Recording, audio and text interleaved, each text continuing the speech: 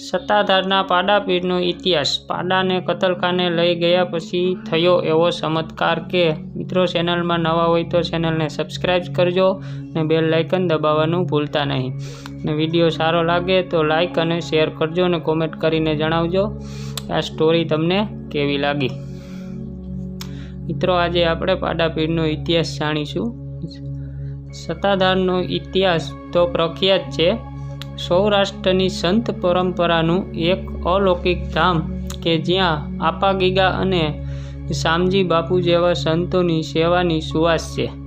આ એ જ સત્તાધાર છે કે જ્યાં એક પાડો પણ પીરની જેમ પૂજાય છે। જાણો પાડાપીરનો રસપ્રદ ઇતિહાસ। અંબાજરને કાંઠે રૂડુ સત્તાધાર છે ગામ।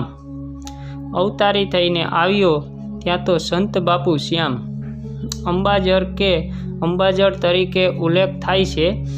ગીરમાં અંબાજર નદીને કાંઠે વસેલા સત્તાધારની વાત નીકળે એટલે લોકોને મોઢે બે દિવ્ય વિભૂતિઓના નામ અચૂક આવે છે। એક આપા ગીગા અને બીજા શામજી બાપુ। 1809માં સલાણાના દાન બાપુ પાસેથી પ્રેરણા લઈને આપા ગીગાએ સત્તાધાર ખાતે જગ્યા સ્થાપી। એ પછી રોગીઓની સેવા, મફત ભજન અને નિરાધાર ગાયોની સંભાળનો જે અખંડ શીલો ચાલ્યો તે આજે પણ ચાલુ છે। સત્તાધારની ગાદી પર આવેલા છઠ્ઠા મહંત શામજી બાપુએ આ પરંપરાને વધુ વેગવંતી અને વધુ કીર્તિમાન બનાવી।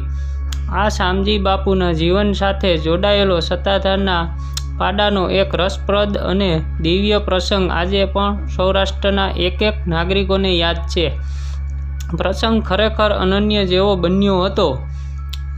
એથી લોકોની સત્તાધારની જગ્યા પરત્વેની શ્રદ્ધામાં અનેક ગણો વધારો થયેલો।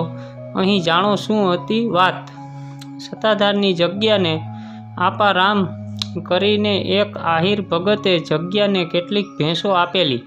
તેમાં ભોજ નામની એક ભેંસ હતી। જે ભોજ ભેંસ જે દેવતાઈ ભેંસ હતી કે જેનું દૂધ મંદિરે શરણામૃતમાં ધરાવવામાં પણ આવતું હતું। આ ભોજ ભેંસના તમામ પાડી પાડાઓને જીવની જેમ જ જાળવવામાં આવતા હતા અને કદી કોઈને દેવાના જ નહીં, અને જો દેવાના તો મફતમાં જ દેવાના હતા ને જેને ઈશ્વરીય શ્રદ્ધા હોય એ મેળવવાનો પ્રયત્ન કરતા। મોટે ભાગે તો કોઈને પાડો કે પાડી દેવામાં જ આવતા નહીં। એવામાં એક દિવસ બપોરે કુંડલા પાસેના નેસડી ગામેથી કેટલાક લોકો આવ્યા અને શામજી બાપુ પાસે માગણી મૂકી કે અમારા ગામમાં એક સારા પાડાની જરૂર છે। જો સારો પાડો હોય તો એની ઓલાદ સારી થાય ને તો અમને આ પાડો આપો। શામજી બાપુ કહે કે ભાઈઓ, તમારી વાત સાચી, પણ અમારી પાસે હાલમાં કોઈ પાડો દેવાય એમ નથી, અને જે છે એ તો અમારા ખાડુમાં જોઈએ જ। પેલા કહે કે આ રહ્યો ભોજનો મસ્ત પાડો, ને તમે એમ આમ મોળો ઉત્તર આપો છો। બાપુ કહે, અરે ભાઈઓ, એ તો અમારી દેવતાઈ ભેંસ ભોજનો પાડો છે, અને એની ઓલાદને અમે જગ્યા બહાર પણ ક્યાંય કાઢતા નથી। જેને તમે ભલે પાડો કહો, પણ અમે એને પાડો ગણતા નથી હો। બાપુએ એમ જવાબ આપ્યો, એ તો અમારા પૂર્વજોની મર્યાદાને શાસનો પુરાવો છે, પણ સામેવાળા એની લૂલી જીભે 1000 જાતના સામસામા સવાલ કરે છે। તો ભોળા અને દરિયાવ દિલના શામજી બાપુ તો મૂંઝાયા કે આ લોકોએ ભારે કર્યો। પહેલાં તો વધુને વધુ બોલે છે કે બાપુ, આ પાડો ન આપવો હોય તો કાંઈ વાંધો નહીં, પણ આમ બહાના ન બતાવો। આખરે શામજી બાપુ કહે કે લ્યો તો પાડો આપું, પણ અમારી એક શરત રહેશે, અને એ શરત નહીં પાડો તો આ દેવળવાળો તમારા લેખા જોખા કરશે। નેસડીના આગેવાનો તો સહમત થઈ ગયા કે બાપુ, આપના વેણને બ્રહ્માના વેણ ગણીને જ અમે પાડશું। બોલો બાપુ, બીજું શું શરત છે? શામજી બાપુએ ખૂબ જ ધીમા સ્વરે અને નર્મથી સાસા ભોળા એક સંતને સાજે એ રીતે કહ્યું કે જુઓ બાપલા, આ પાડાને પેટના દીકરા કરતાંય વધુ સાસવો પડશે, અને એમ કરતાં તમને ન પોસાય તે દી પાછો જગ્યામાં જ પુગાડી જાજો હો, પણ કદી એને કોઈ બજારમાં ક્યાંય વેચતા નહીં. આ બધી વાત પૂરી થઈ ને નેસડીથી આવેલ માણસ પાડાને લઈને હાલી નીકળ્યો ને નેસડીમાં હમીર કોળી નામનો ગોવાળ પાડાને જીવની જેમ જાળવવા માંડ્યો. પણ એમાં થોડાક વર્ષોમાં હમીર કોળીને ઈશ્વરના ઘરનું ટેડું આવતા એ તો ધામ ભેગો થઈ ગયો.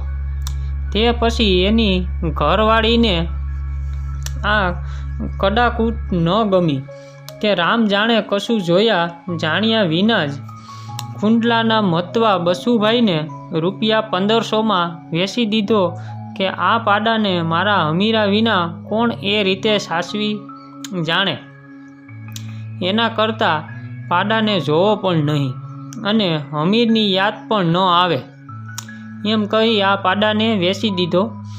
પેલા બસુભાઈ મતવાને એમ થયું કે આવો મદમસ્ત પાડો છે તો એનો તો મુંબઈમાં જ સારા પૈસા પાકશે એમ માની પાડાને ભાર ખટારામાં ચડાવી મુંબઈ ભેગો કર્યો અને પૂરા ₹5000માં એક કસાઈને વેચી દીધો.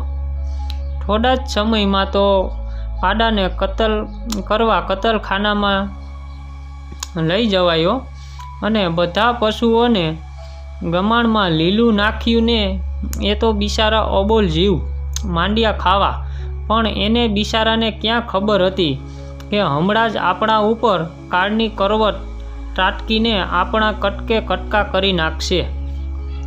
આખું કતલખાનું સ્વયંભૂ સંચાલિત હતું. કસાઈએ જેવો હુકમ કર્યો કે માણસે કરવતના મશીનનું બટન ખટાક કરતું દબાવ્યું કે ત્યાં તો જાણે કે ધરતી ધ્રુજવા માંડીને પાડાની આંખો લાલસોળ થઈ ગઈ ને જ્યાં કરવત પાડાની ડોકને અડવા આવી ત્યાં તો કડાકો બોલ્યો ને કરવતના ટુકડા થઈ ગયા. કસાઈ વિચારમાં પડી ગયો કે આવું કદી બને જ નહીં. મેં આ કતલખાનામાં તો હજારો પશુઓને આ કરવતથી જ મોડ્યા છે, પણ વિચાર કરે છે કે કદાચ હવે આ કરવત જર્જરિત થઈ નબળી પડી ગઈ હશે તો જ તૂટી હોય. તરત જ નવી નકોર શકશકતી કરવત ચડાવીને જોયું કે આ કરવત બરાબર ઉપર નીચે ચડે ઉતરે ને પાછી વળે છે કે નહીં. તો કરવત તો બરાબર નીચે ઉતરી ને પાછી ઉપર ચડી. કસાઈને થયું કે હવે બરાબર છે ને જેવું બટન દબાવ્યું ત્યાં તો ખડાક દઈને અવાજ આવ્યો ને કરવત પાછી તૂટી ગઈ અને એના કટકાઓ એવી રીતે ઉડ્યા કે કસાઈના જ પગ કપાઈ ગયા. થોડી જ વારમાં કસાઈના પરિવારજનો આવી ગયા અને એને દવાખાને દાખલ કરી દીધો. પણ સહુ વિચારમાં પડી ગયા કે આવું કદી બને જ નહીં. કસાઈ તો બેસુધ અવસ્થામાં જ ખાટલામાં પડ્યો છે અને દવાખાનામાં જ એ ખાટલા પાસે નીચે કસાઈની વહુ અને દીકરો સૂતા છે. એવામાં અડધી રાત્રે કસાઈના દીકરાને સપનું આવ્યું ને એને કોઈ દેવતાઈ પુરુષના દર્શન થયા અને એણે કહ્યું કે આ પાડો મારી જગ્યાનો છે, કોઈ એનો વાળ પણ વાંકો કરી ન શકે હો, તો સમજી જાજે, બાકી જડ મૂળમાંથી ઉખેડી નાખીશ ને જલ્દી પાડો જ્યાંથી લાવ્યો હોય ત્યાં જ મૂકી આવ. કસાઈનો દીકરો ઝબકીને જાગી ગયો અને એને પણ શ્રદ્ધા બેસી ગઈ કે ક્યાંક ખોટું તો થયું જ છે, બાકી આવું બને નહીં. આ બધું સાંભળતાને જોતા કસાઈને પણ શ્રદ્ધા બેસી ગઈ કે જરૂર આમાં કોક છે. તે તેણે 2 હાથ જોડી પ્રાર્થના કરી કે આ પાડાને એની જગ્યાએ અમારા ખર્ચે પહોંચતો કરશું અને વધારાનો 1 પાડો માફી તરીકે ત્યાં બાંધી આવશું, પણ મારા ખાવીદને બસાવી લ્યો. પછી કસાઈએ પાડો પાછો મુંબઈથી કુંડલા બસુભાઈ મતવાને મોકલી આપ્યો ને તેણે કુંડલાથી સલાલા, ધારી અને વિસાવદર થઈને સત્તાધાર મોકલ્યો. પણ આ સમાચાર અખબારોમાં ફેલાઈ જતા ગામોગામ લોકોએ પાડાને ફૂલહાર કર્યા ને પાડાનું ભવ્ય સ્વાગત કર્યું અને એ સત્તાધારમાં પાડા પીર તરીકે પછી ઓળખાવા લાગ્યો. તે દિવસ પછી આ ચમત્કારિક પાડો પાડા પીર તરીકે સત્તાધારના સંતો સાથે જ પૂજાય છે.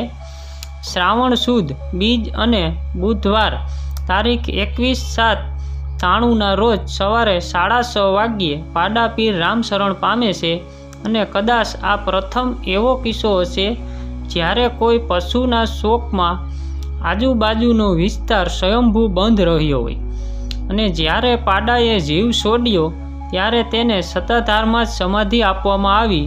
જો તમે પણ સત્તાધારના પાડા પીરના દર્શન કર્યા હોય તો કોમેન્ટમાં જણાવો.